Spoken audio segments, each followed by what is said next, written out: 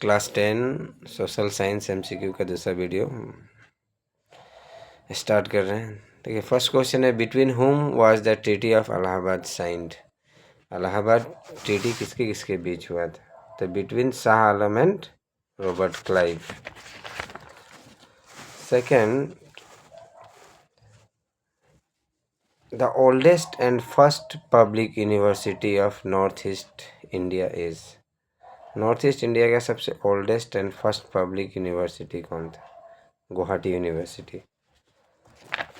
Okay, the government recognised classical dance form of Tamil Nadu is.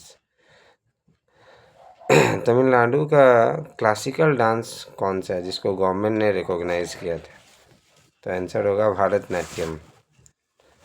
Which of the following is not a primary occupation. इसमें पूछा गया कि primary occupation कौन नहीं है।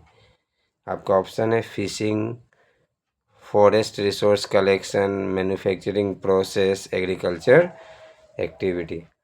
तो हम लोग का आंसर होगा मैन्युफैक्चरिंग प्रोसेस, क्योंकि मैन्युफैक्चरिंग करना सेकेंडरी प्रोसेस, सेकेंडरी ऑक्यूपेशन होता है, प्राइमरी नहीं। प्राइमरी का मतलब क्या होता है? जो हम लोग डायरेक्ट नेचर से कलेक्ट करते हैं।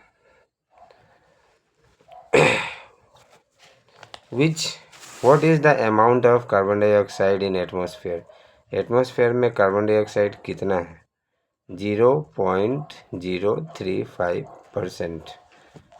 ये सब एकदम याद रखना है, क्वेश्चन आंसर में भी आप लोग का हेल्प होगा लिखने में। The first stream of human migration to Assam. Assam में सबसे पहले ह्यूमन का कौन सा ह्यूमन असम में माइग्रेट होके आया था? तो the Austric group of people. क्या होगा answer? The Austric group of people.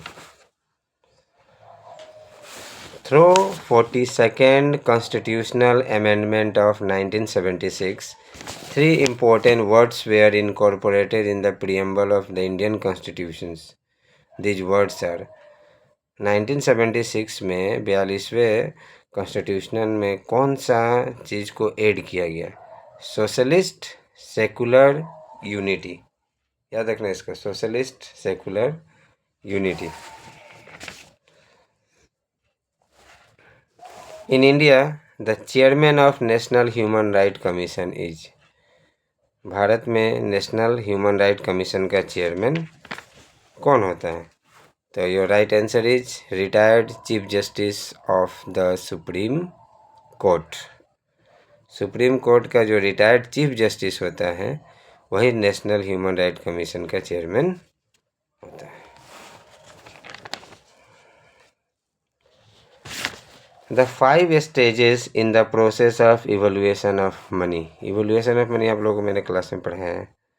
उसमें क्या प्रोसेस होता है? सबसे पहले आता है barter system, animal standard, metallic standard, coinage, paper money. Okay, the duration of a financial year in India is. India में एक फाइनेंशियल ईयर कब से कब तक होता है? तो फाइनेंशियल ईयर हम लोग का स्टार्ट होता है अप्रैल 1 टू मार्च 31। इसको फाइनेंशियल ईयर बोलते हैं।